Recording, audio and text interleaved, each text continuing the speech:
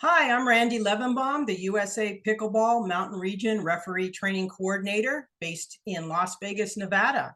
I'm a certified referee and a registered referee trainer.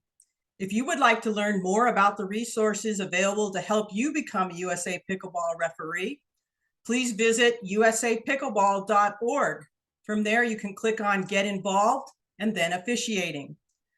Today's inspiring pickleball referee story features Mary Naimie. Mary's from San Clemente, California, and is the USA Pickleball Orange County District Ambassador. In September of this year, which is 2022, Mary earned her Level 2 USA Pickleball Referee credential, and she's here today to share her story of how she was able to achieve that accomplishment. Mary, welcome and congratulations. Thanks, Randy.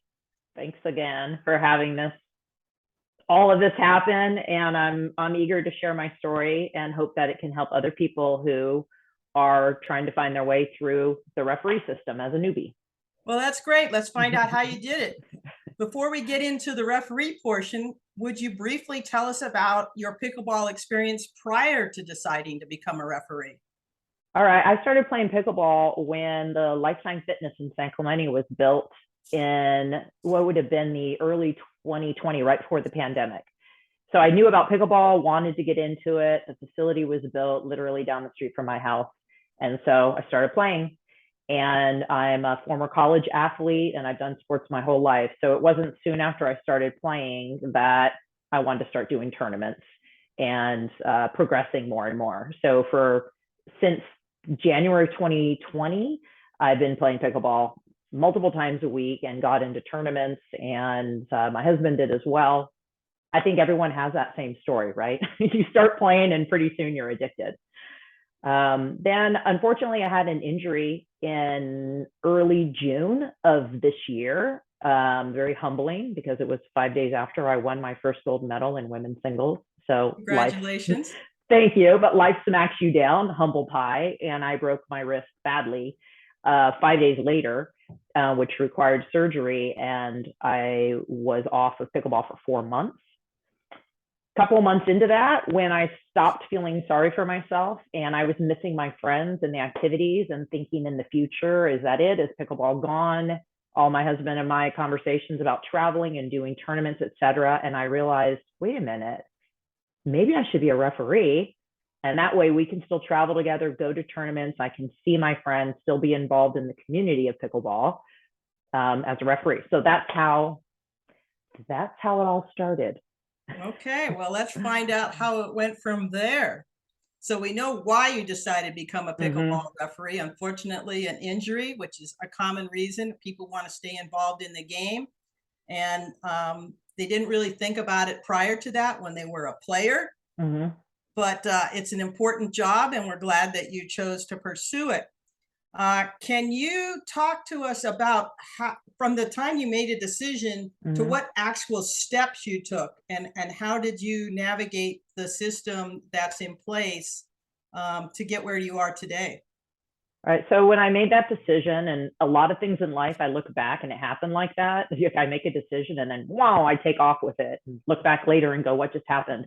I went on the USA Pickleball site. I'm already familiar with that from being a district ambassador, found the referee section. And in the referee section, I think the first thing I did was there's a quick start video. I watched the quick start video. And then I found the series of training videos that were already on the site, right? So I watched all the training videos and then looked for like, what do you do next? You know, contact your local training coordinator or whatnot. Bought all the little toys, got the clipboard, did everything, and immediately just went down to our home courts and started doing games and learning by trial and error and taking the tests. There's, let's see, the linesman test, the officiating test, and the player test. And I just kept taking them and taking them and taking them until I got high enough scores. So let's talk a little bit more. So there's the quick start video, which is a quick overview of what referees do in general to manage a match. Was that helpful to you when you first saw it? It gave, from each video or each piece of information I'd pick up that there's like a next step and something else that I need to do, right? Now, sometimes the language was confusing. It could be confusing to someone new watching this. I didn't know what my next step was. When I finished all my training, contact a trainer, so I was confused. Anyway, so I just started blasting tournaments, and because somewhere in one of those steps, I read, okay, contact a tournament, a referee coordinator at a tournament, and sometimes they have opportunities for training. So I just started hitting up tournaments, and until I got you, honestly, and you called me back. So let's talk about that. So there's the USA Pickleball website, which has tons of resources. It has training videos on different aspects. We have an officiating handbook, and those videos follow the referee officiating handbook and has someone explaining the different steps so that you don't have to just read it, but you can have an interactive kind of viewing experience. We mentioned the online tests. So those are multiple choice tests that you take. There's one from the player's perspective that talks about rules the players should know. There's a referee test that talk about the procedures and rules that referees need to know and to follow. And then there's a line judge test. Should we decide to use line judges at certain tournaments, you need to at least be familiar with what's involved with that. So the next step, as you go through all the different kinds of materials that's online, is to look for tournaments, right? To see if you can get some on-the-job training, if you will, once you've repped some recreational play. And the site that you went to find those tournaments, I believe, was pickleballdesk.com. Was that correct? Yeah, no, at first, the first step I did, because I didn't know about Pickleball Desk, because that's a referee volunteer site. The first step I did is went to the regular pickleball tournaments.com, which I was familiar with as a player. Right. And on those sites, there would be listed like contact people. And oftentimes the tournament director is listed, and sometimes the referee coordinator is listed. So that's where I first went, because I didn't know about Pickleball Desk, which would be a shortcut for someone trying to do it now, where the referee coordinators are listed. So as players, you're familiar with going to pickleballtournaments.com, and there's a whole bunch of buttons with lots of information. Yes. The contact button for someone that's new getting into referee is probably going to be your best resource. Email or call the person listed there and ask about referee opportunities, training, whatever might be going on in your area. And if you can get in touch with the right person, they're going to direct you to pickleballdesk.com, which is the most likely, the most popular site that referees use for finding tournaments that they are interested in reffing in, and it has all the information about what's required. But any USA Pickleball sanctioned event will provide for training opportunities for referees. You're welcome to come out to the referee meeting, talk with the referees, shadow referees, get some feedback about what you're doing. And then hopefully you'll be to the stage where we can now shadow you and give you some feedback as well. And fortunately, you got an opportunity to do that not too far from you. I did. Newport Beach, just 35 minutes up the road. And, no pressure, but Western Regionals is a tournament I happened to show up at as a newbie. But the lovely thing about that is there were so many certified refs there from all over the country, and a lot of different people to give me comments and feedback and information about what to do going forward. And I was able to do my level 2 assessment evaluation. I still get the two words confused. So let's talk a little bit about that process. So once you've gone through training and you're getting more experience, you've reffed some rec games, and you want to try and get assessed on what level skill that you possess as a referee. If you're new, you don't have anything really to judge against where you stand as far as your knowledge base and your skill base.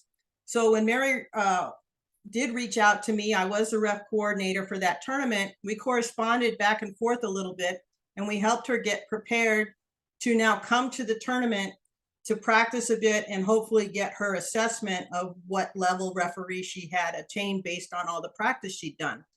So what kinds of things did you have to do prior to coming to the tournament to get prepared for that assessment?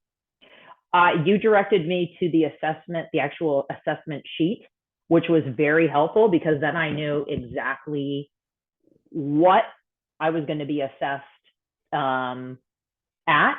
And where did you find that? Where did you find that form? Was it on USA Pickleball? It was somewhere in the referee in the officiating section. Yep. Yeah. So that form is available to the public. You can click on it and see all the different skills and knowledges that you're going to be tested on and get a chance to study if there's something you're not sure how to do. So you were able to get that form and do a self-assessment before you got there. Get that form, see what I was being assessed, and see the levels, what you know, level 1, level 2, and see the scores that I needed on the tests to, because then I got it in my mind. It's just how I'm wired. I saw level 1 and level 2 and I'm like, I'm going after level 2. It's just how I'm wired. So I got the scores on the tests that you would need to be considered for level 2. The other thing that helped a lot is you directed me to some online ongoing Zoom calls with different refs across the country. And I started watching the back logs of those, including the live ones. And I'd pick up on nuggets, like exactly how a timeout is called, you know, exactly what, because you can read things, but then when you hear people talking about it. And then I started watching on YouTube. I watched the ATP and TPA events on YouTube. And instead of watching the players, I found myself studying the officials, what they're saying, where they stand, what they do, and it all started to come together. It's so confusing at first, but it just all started to come together. So very good. So by reaching out ahead of the tournament, Mary was able to prepare by taking the 3 online tests that we talked about, the player test, the referee test, and the line judge test. Once she takes those tests, at the end, she gets an email with her results. And so she can print out those emails and bring them to her assessment. Obviously, we're trying for 100%. Sometimes we misread a question or something. So you had excellent scores. You had taken all 3 tests, brought those with you. One of the other things that's part of the assessment is a visual acuity exam. And there's also a form for that on the website at usapickleball.org. You can take that to your doctor that does your eye exam. At some tournaments, we have medical professionals that will perform that exam for you at the tournament itself. But that is a requirement to getting your referee credential. So when Mary showed up at the tournament, she had all her test scores in hand. She had her visual acuity in hand. She had her self-assessment of the tiered referee rating form in hand. So she was thoroughly prepared, had done everything that we asked her to do in advance, and showed up raring to go and see how it was in a real major tournament. So talk about what it was like for you coming to that tournament with all your preparation at hand and coming to the ref tent. Well, it's a facility that I've been to as a player many, many times. So first of all, it was kind of surreal to be walking in as an official, right? The first thing that happened is I got stopped with my chair. Like, we're not allowing spectators to bring chairs in. I'm like, I'm going to the ref tent. Oh, you can bring your chair. So that was my first experience. And I was familiar with the place, so that made it a little more comfortable. And I met you right away, and you assigned me to Don right away for me to shadow him, et cetera, et cetera. And so I had a little anxiety, because anytime you're being assessed or evaluated in anything, we have a little anxiety, but it was more like I was excited because I felt like, hey, I can do this, and I'm only being evaluated or assessed as a beginner. You know, I'm not, you know, I'm gonna do this. So it was fun. I had a good time and good camaraderie with all the refs that were there. Yeah, it's a nice culture that we have among the refs, even though we have different levels of refs. We have trainees that are just getting started. Then the usual progression is to go to a level 1 referee, which can do kind of a basic match, but isn't really expected to know a lot of the nuances, like medical timeouts, technical warnings, technical fouls, things that don't happen as often as a regular match where you're keeping score, calling faults. checking for players to be in the proper position. The next step after that is a level 2, which is a more in-depth referee, has had more experience, has more skill and knowledge base. And then once that is earned, the next step is a certified referee, which is the highest level of referee. So there's a progression that most people take. However, in Mary's case, she had put in a lot of work. She didn't really have anybody working with her ongoing for her training, but she reached out to all of the resources that are available. There's a Facebook group, Pickleball Referees in Training, that has a lot of resources and will help you find the Zoom calls that go on every week. It's a place for you to ask questions or reach out for help. And we also congratulate everybody on their accomplishments. So that's another resource that's available for you. So because Mary was so well prepared, she went out and shadowed Don Wilkins, who's a certified referee. I believe then he had you go out and ref, is that right? And he watched. Yeah, we did one match where I was next to him keeping my own score sheet, which I understood later. Then he looked at it and compared it, because if you can't already, I'm assuming, basically keep the score sheet, you're probably not going to move past that yet. And I had practiced a lot down on, these are all my practice score sheets I did with friends and people. Luckily, I play at a club where there's a higher level, Show us the front of those. High level players. What's that? Show us the front of those, all the markings on your score sheet. Yep, lots of markings, detailed. Lots of markings, lots of people, lots of matches at my club with everything from 3-0s to, I was fortunate enough to get some senior pros. So I did a lot of practice.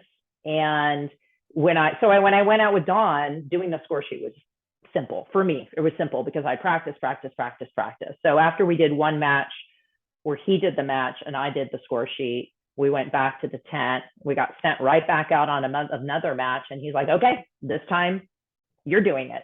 Boom, just that fast. This time you're doing it and I'm watching. So I proceeded to miss my first foot fault. Nervous a little? Yeah. And he bellowed out. I wasn't expecting like fault. And I'm like, but I got another one later in the match and I got a fault on someone serving in the middle of me calling the score. So he told me I made up for it. So yeah, and we expect everybody is nervous when they're going through assessments and evaluations. We understand that. And part of that is how you deal with it, how you are able to manage that, because it can be stressful at times. So we have an allowance for that. But we also need you to overcome that and find ways to cope with it.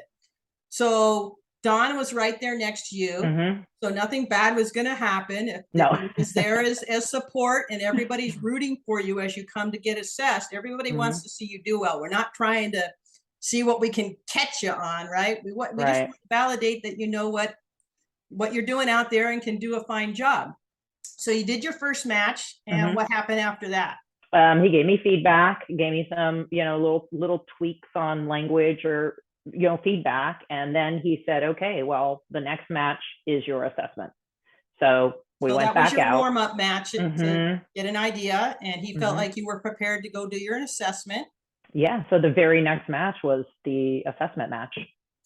And how did that go? What were the kinds of things that were going on in your match? I would, our mind remembers the negative things. So I remember missing that fault in the practice match, not a practice for the players, but for me. I remember it going smoothly. I remember being like happy that nothing really bizarre happened, but I believe it was a 4-0 match. So there was a lot of stacking. There was reassurance from players. Am I in the right position? Am I the right server? And I nailed all those. So there were, a lot of opportunities for me to be accurate with where people are in their positions. But I don't recall there being any unusual calls or situations which kind of made you go, okay, phew, this went well. There were timeouts and all the things that basically it turns out you need to show with a level 2. So when that was over, we went back to the tent, and because some things had not occurred during the match, we sat down and he gave me a verbal walkthrough, like what would you have done if this had occurred? What would you have done if that had occurred? He had to kind of make up these scenarios because we hadn't had a technical foul. We hadn't had a medical timeout. So and how long did he spend with you going through those scenarios after you'd done your match, do you think? 20 minutes, maybe. Yeah, he had to go out and do a match right away and told me to sit. And then when he came back, we did that. So maybe so 20 minutes to breathe for a minute before you had to go back into the scenarios and eat and drink. It was so hot that weekend. So, but I didn't know what was coming next. I didn't know that's what we were doing. He just said, okay, I'll be back. I'm doing a match. I'm like, okay. I didn't, in retrospect, I know what all was happening, but I didn't understand the process. Okay. And ultimately what happened after that? I think there was another break where he told me to sit still again, because probably in retrospect, there was a powwow going on. And then at some point he came back for another match and asked to speak to me again and took me aside and presented my level 2 badge to me. So that was the grand finale. So you went from trainee to level 2, basically skipped the level 1 step because you had practiced so diligently. Yeah. Had studied, had done all the homework, had watched the videos, had listened to the replays of all the various Zoom calls that talk about the handbook, the rule book. There's lots of resources out there for people. And if you can't attend them live, we have replays available. So all that information is available freely for you to use, but you do need to be a self-starter and hunt those resources down and go do that. Absolutely. You got to, I had the why. My why was I needed to throw myself into something in that stage of my recovery from my injury. And the more I looked into it, I've been a referee in other sports. And so I was like, wait a minute, this was fun. I enjoyed this. And so the more it gets into it, then it becomes a challenge. Exactly. But if you just sit back and wait for it to come to you, if you just watch the videos and wait for your phone to ring, it's not going to happen. No. And I'd like to point that out to anybody watching this, that what Mary did differently than most other new refs is she didn't let frustrations and difficulty perhaps navigating the website stop her. She had a goal and she found a way. She kept contacting people at tournaments to get help. What do I do next? And don't give up.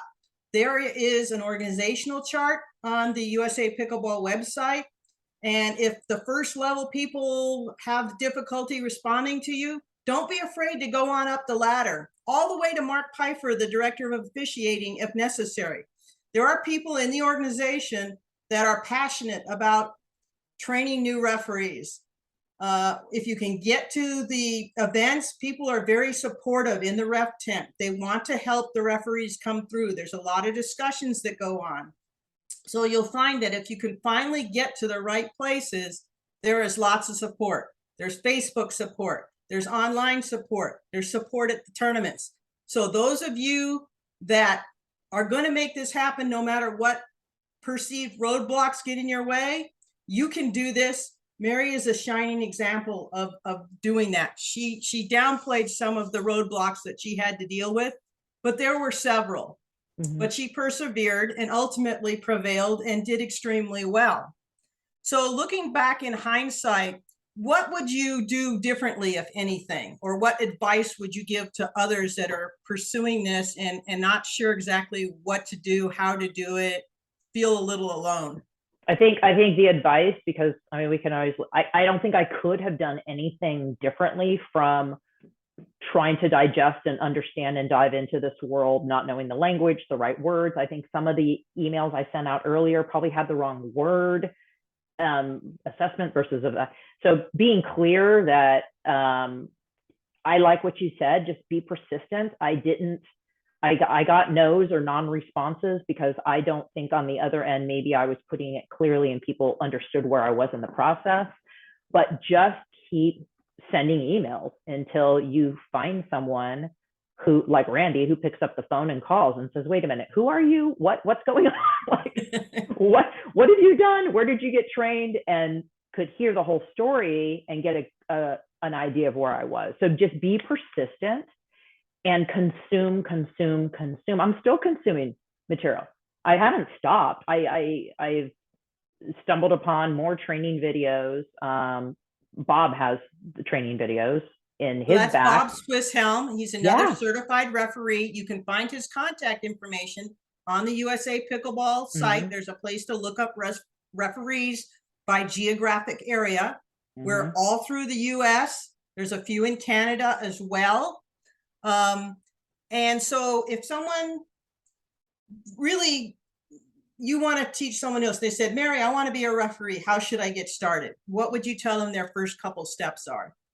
Well, the first couple steps would be to download the manuals and really study, you know, get to know the rules and download that. The second step would be to watch the quick start and the training video, the archived training videos that are on the USA Pickleball site. And then if they came to me now, I would do what you did, which was immediately give them the links to be asked to put on those Zoom calls with the two certified refs now, because Nancy got her certification. I'm jealous.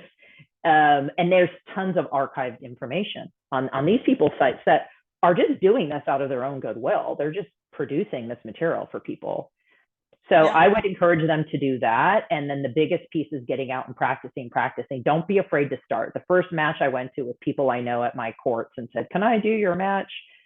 You know, just don't be afraid. Just jump in and ask people. They love it. They do, and they'll ask you a lot of questions, won't they? They do. One of the other things you can do if you're feeling a little shy about asking people to ref their match is sit on the bench adjacent to their match and just keep your score sheet and try to keep up with the pace of play so that you're not interfering on what they're doing in their match, but you can practice manipulating the score sheet, the server clip, turning the clipboard from side to side as the ball goes back and forth between the serving teams. So there's a lot of things that you can do on your own. Don't be afraid to reach out. See if there's somebody in your area. There's a lookup, like we said, by geographic area, by zip code, by state, and see if there's a certified referee or a registered referee trainer in your area. If not, don't be afraid to reach out on the Facebook page, Pickleball Referees in Training, or on any of the Zoom calls to see if you can connect with somebody. People want to support you. People want to help you. There's people in the USA Pickleball organization that are passionate about training referees and being a resource for them. So you may feel like you're alone at the beginning, but believe me, there's a lot of support for you. Mary, what have you done since receiving your credential to continue to improve as a referee? I'm on the Zoom calls still. Some of them I can make live.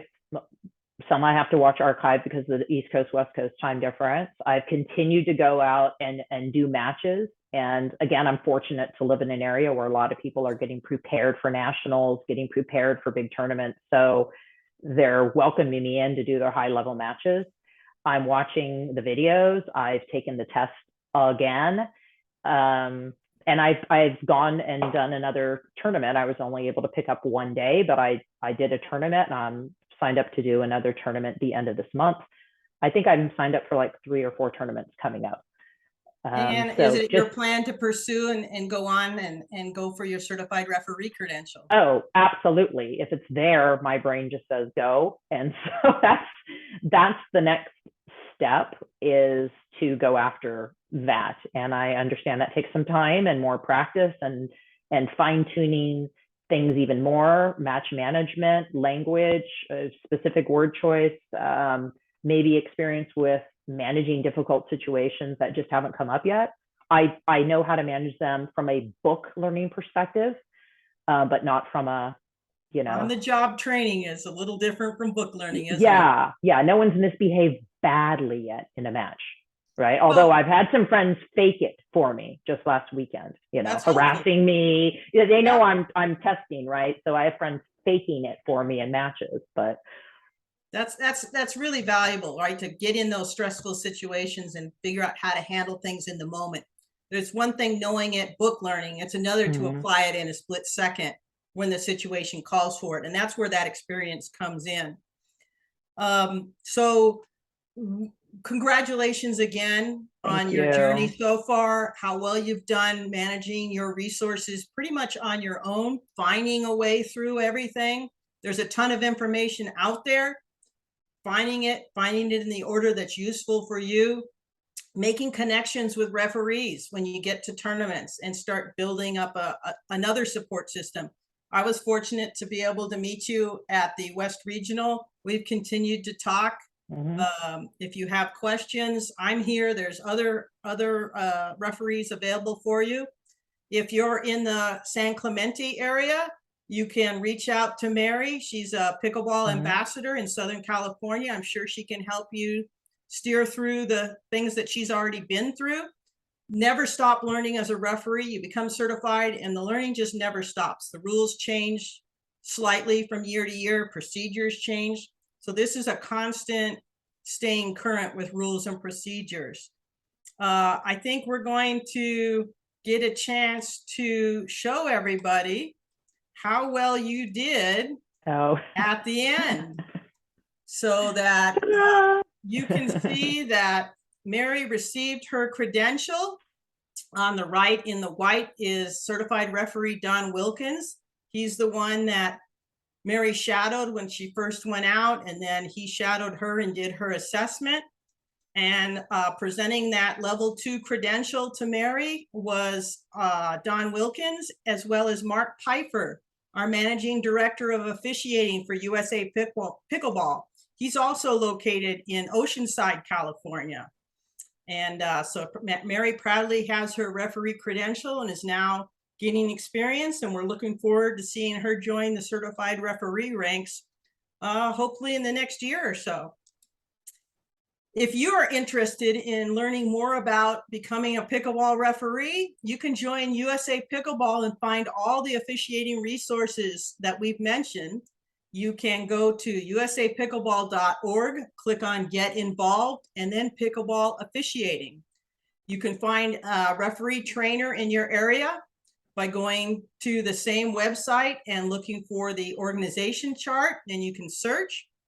Once again, we have the Facebook group, Pickleball Referees in Training. There's a whole community there to support you and help you, point you to the resources, let you know when the weekly Zoom calls are. We also have a beginner referee Zoom training class that Jim Cook, certified referee Jim Cook, puts on 3 or 4 times a year. So we'll let you know when that's available. Those are all free resources. And if you're looking for tournaments to referee, go meet other referees, hang out in the ref tent, attend the meetings, shadow referees. Pickleballdesk.com is the primary platform where you can find where the referees are going to be working. You may have to travel a little bit. There may be some in your area. So once again, I want to congratulate you, Mary, on your accomplishment. Thanks for sharing your story with everybody. And hopefully we'll bring you more inspiring stories in the not too distant future. So good job, and we'll see you all soon. Thanks, Randy.